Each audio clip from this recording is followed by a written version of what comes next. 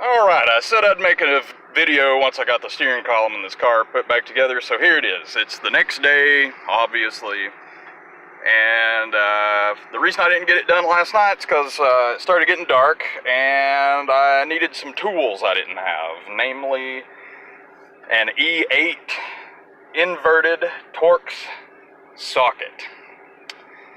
And so I had to go hunt one of those down, and I had a much harder time than what a person should for that, but I got it all tightened down. You can see I'm jerking on it. It's tight, everything's good. It works too.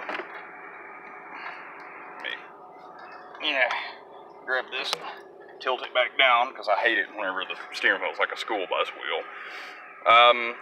As you can see, I put a different steering wheel in here. This is out of an older S10. I'd say a lot of you would probably know that already. The reason this is in here, and it works too, the horn and everything works, the original steering wheel was really sticky, and it's got the steering wheel cover on it, so I took it out and I've got it in the house, and I'm going to clean it up, and I'll stick it back in here once I'm done with that, but this will work for now. I've got the car running. There we go, revved it up so the choke would unchoke. But yeah, so everything works. Got it all back together amazingly.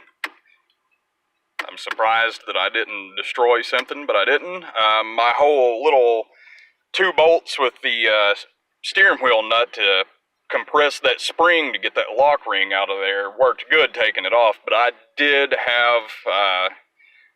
have some trouble trying to put that back together, but I got it. What I used on those bolts, I took the bolts all the way out, and I put a good copious amount of that red Loctite right there on it. On them, not it. And put it all back together, and so this shouldn't be a problem again in this car's lifetime, hopefully, but we'll see, I guess.